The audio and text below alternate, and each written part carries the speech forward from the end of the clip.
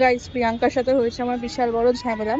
ঝামেলা in the sense, আমি আগের মাথায় ওকে 2-3 বাজে কথা শুনিয়ে দিয়েছিলাম, যার জন্য ওর আজকে আমার বাড়িতে আসার কথা ছিল। দেন ওর কথাটা মনে পড়েছে যে হ্যাঁ, আমি ওকে উল্টো একটা বাজে কথা বলেছিলাম, তো তাই জন্য এখনো আসবে না বলছে।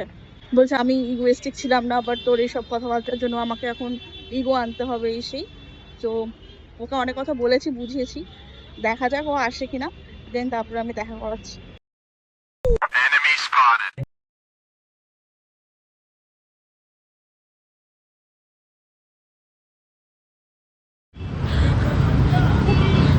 তুমি না আসবে না বলেছিলে, তারপরে তুই এরকম পাগলামো করবি?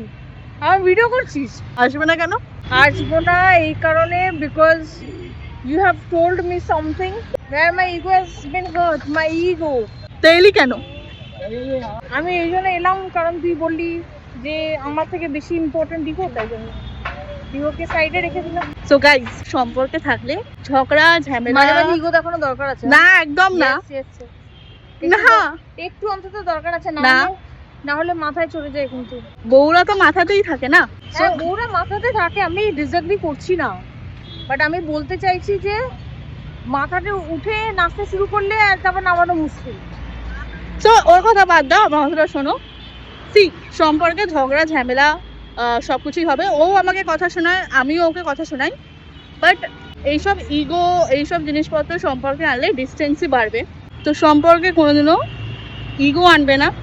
যদি তুমি যদি তোমার পার্টনারকে ওদিকে উল্টো পাল্টা কিছু বলে দাও, বা তোমার পার্টনার যদি তোমাকে কিছু বলে, তো সেটাকে পরে বসে শান্তভাবে বুঝিও যে কোথায় কি ভুল হয়েছে না হয়েছে। আমি যেরকম ওকে আস্তে আস্তে জ্ঞান দিচ্ছিলাম, ঠিক আছে, যার জন্য এসছি, নাহলেও আসতো না। তো কেউ একজন মাথা গরম করলে একজনকে ঠান্ডা রেখে বোঝানো উচিত। আপাতত আমার একটু গল্প করতে বাড়ি চাই। একটু খাওয়াবি আমাকে? কি খাবি? পাপড়ি চাট। হ্যাঁ, খাবো, চলো। তো আমরা এখন পাপড়ি চাট খাই, দেন বাড়ি যাই, তারপরে দেখা হচ্ছে পরের ভিডিওতে। টাটা।